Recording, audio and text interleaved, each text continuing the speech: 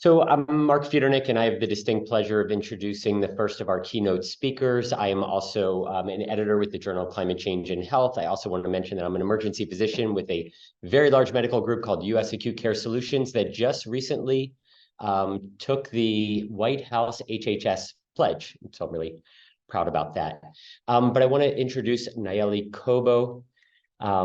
She unfortunately suffered significant health consequences as a child. She's a fellow Los Angelino due to exposure to fossil fuel toxic fumes and other environmental toxins right near her home. She decided to advocate both for herself and for her community. Then as a teenager, she and her mother organized and spoke truth to power and changed things in the Los Angeles basin for everyone, forever. But this story doesn't end here, and it truly is inspirational. So I don't want to steal any of her time. So I want to go ahead and introduce Nalleli Cobo, and I know you'll love this. Thank you.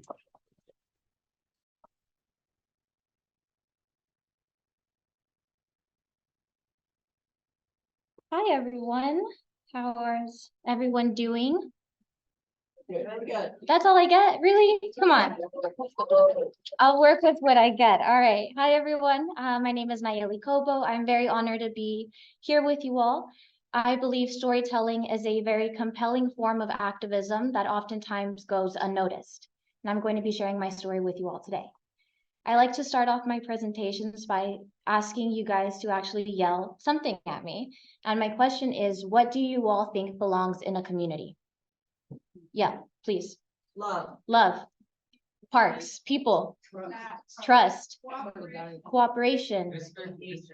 Respect. Notice how not a single person said an oil well.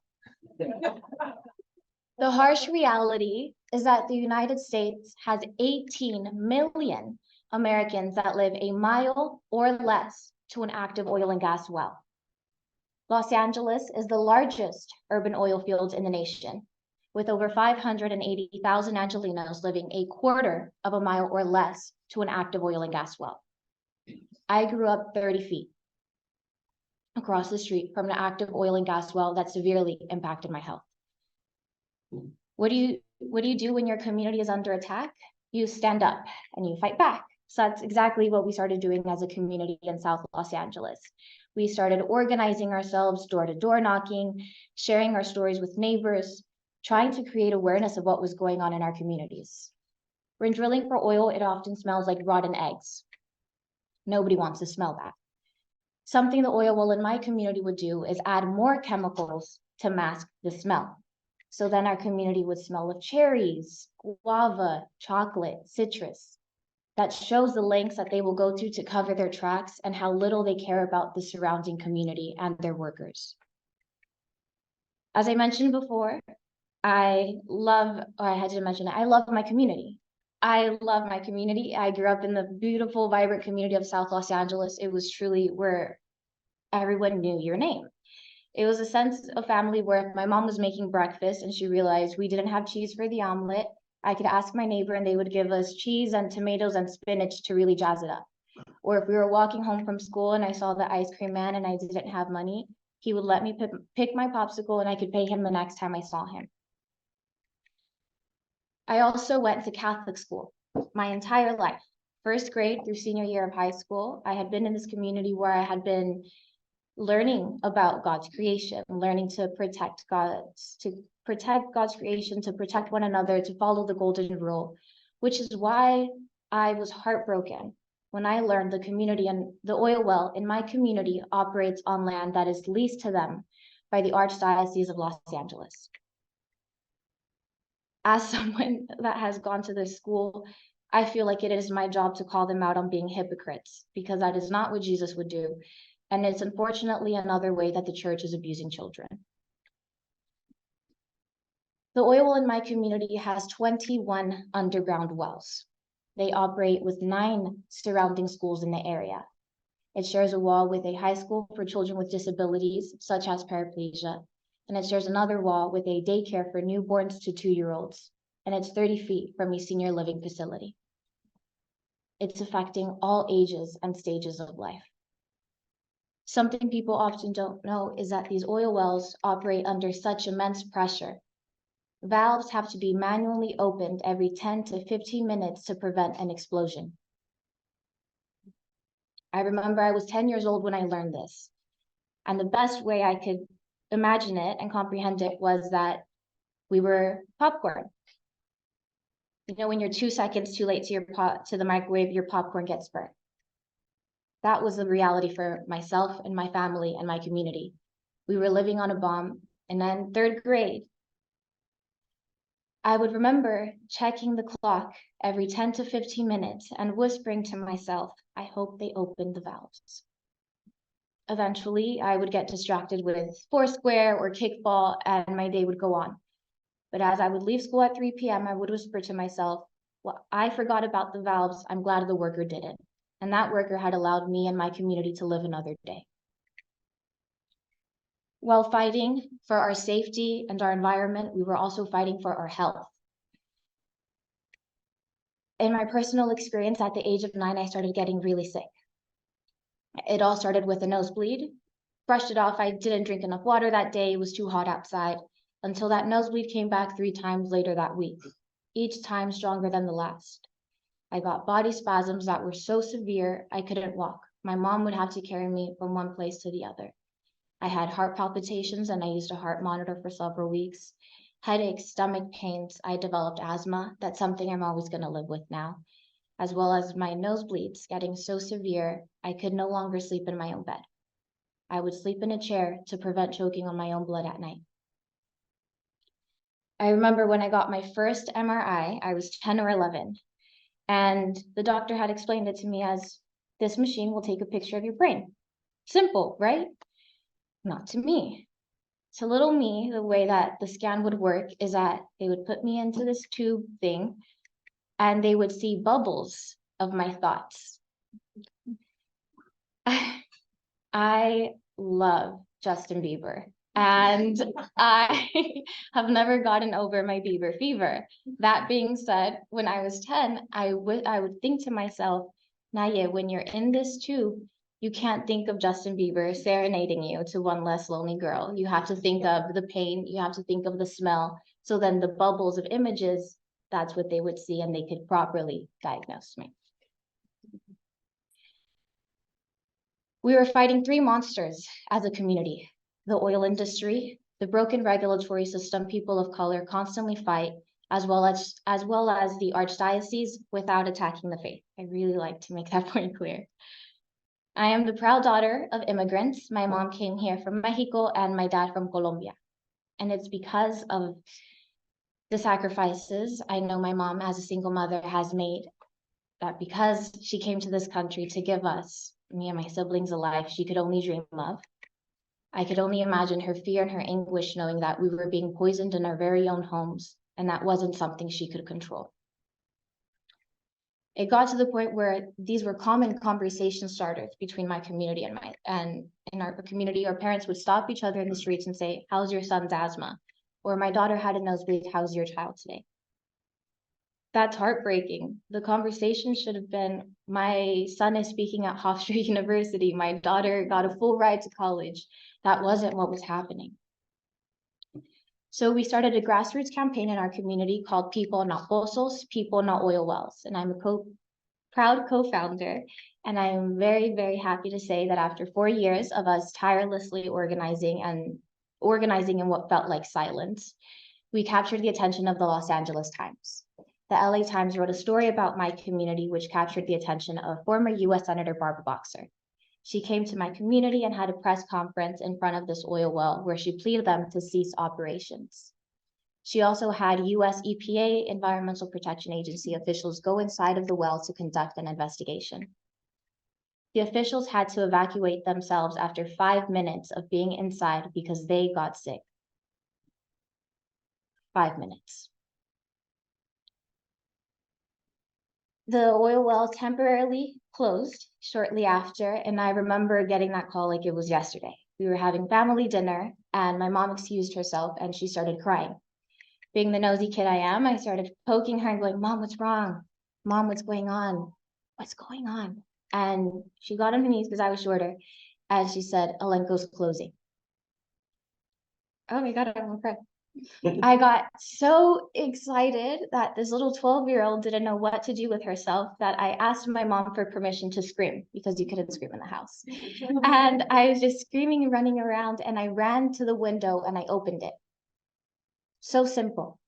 But that simple action of opening our windows was something we were denied for years in fear of letting more toxic emissions go into our house. I closed it after 60 seconds because it was 70 degrees, which is too cold for this California girl, but it was the fact that now I could open it. Shortly in 2015, at the age of 14, I co-founded the South Central Youth Leadership Coalition, and alongside Youth for Environmental Justice and Communities for a Better Environment, we successfully sued the city of Los Angeles for environmental racism, rubber stamping, and violation of the California Environmental Quality Act. CEQA for short, because that's a really long name.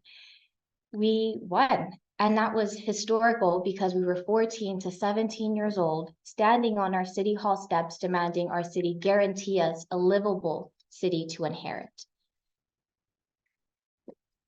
It was, oh, thanks.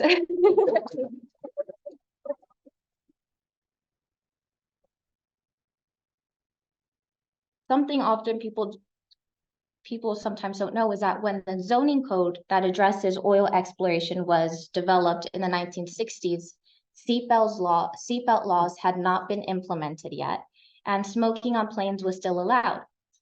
Yet we have yet to modify our nation's environmental landmarks. Let's fast forward to 2020, a year that was difficult for everyone. On January 15th of 2020, I heard the words nobody wants to hear. You have cancer. At the age of 19, I was diagnosed with stage 2 reproductive cancer. But before I go into details and share my cancer journey with you all, I want to talk about the 5 years prior, because for 5 years I had been misdiagnosed. For 5 years I had been going to the doctor because I knew something was wrong with my body. But for 5 years I was ignored, gaslighted, told the odds of you having something are 1 in a million. My medical case turned out to be 1 in a billion. I think I should start buying lottery tickets. Just like I had my childhood robbed of me, at the age of 19, I lost my future. I lost the ability to become pregnant. I lost the ability to tell my future husband we're pregnant and doing it in some crazy over-the-top way because that's just how I am. I lost the joy of feeling your first kick all before I could even make that decision for myself. And I can't help but think if one doctor had properly examined me, if one doctor had properly sat down to listen to me, those decisions could still be mine to make. Since I was diagnosed in 2020, I did all of my cancer treatments alone. I woke up from a 3rd surgery to an empty room.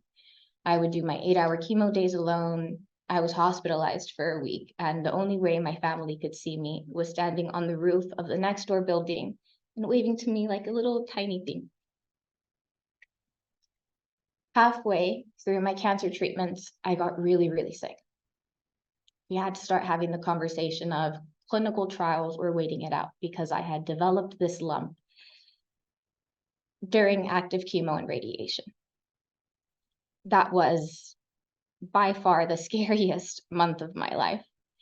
And on a random Wednesday, I got a call that the biopsy from the lump wasn't a tumor, it was just a lump of fat. And I have never been so happy to have a lump of fat in my life. My treatment consisted of 3 surgeries, 6 weeks of radiation, 3 rounds of chemo, 8 minor procedures, and fighting off 2 infections before I heard the words, "You are cancer-free" on January 18th of 2021.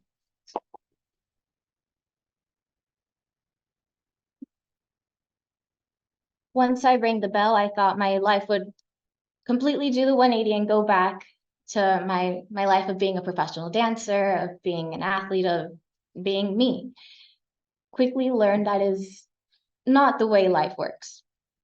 I have an entirely new quality of life. I am now disabled. I am now chronically ill. I'm no longer a professional dancer, but I'm here, and that's what matters. And it's been difficult to learn to manage this new way of life and differences, and being disabled, which is something I'd never experienced, from working out 25 hours a week to barely being able to stand some days I'm still struggling with that, in all honesty. Last year, we had a historic win in the city of Los Angeles, where the city of Los Angeles City Council and County Board of Supervisors both voted unanimously to phase out all oil and gas wells in the city and ban new oil well exploration.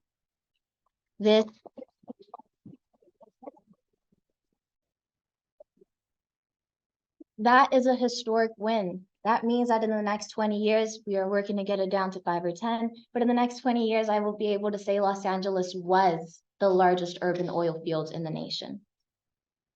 People often ask me why I fight, and I fight so my story ends with me. I fight because I believe every single person has a right to breathe clean air, regardless of their age, their gender, ethnicity, socioeconomic status, or zip code. Clean air is a basic human right. Access to clean drinking water is a basic human right. Yet in the year of 2023, in a developed nation such as the United States, we are still fighting for our basic human rights. And as long as I have my voice and I am able, I will continue to share my truth and my story truthfully and unapologetically, because I believe that's where the power lies as well. I may not know everything. I don't know all the science or legal terms, but I do know my story. And that's what I'm always going to share and have been doing since I was 9 years old.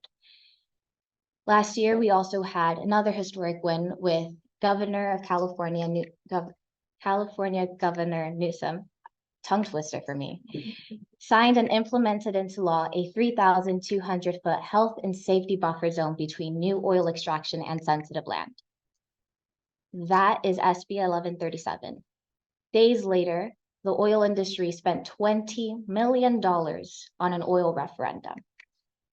With paid petitioning, they got the oil referendum, and this is now on the ballot for November of 2024. While I know that not all of you may live in California, I'm sure you all at least know one person who does live in the state of California. And that's where we can use our power to organize, to educate others on SB 1137, how to properly vote, voter turnout, voter education, public education, whether it's posting online, canvassing. There is so much power we have as individuals and so much work to be done to protect SB 1137, maintaining it into law for our health, our safety, and our environment. This all started because of a small community that was historically viewed as invisible, as disposable, as silent, decided to say enough is enough. I deserve to breathe clean air, and we raised our fists in the air to fight for our basic human rights. So my question to you all is, will you raise your fists in the air and fight with us to demand climate action and environmental justice for our health, our safety, and our environment? Or are you going to wait until it's your life on the line? Thank you.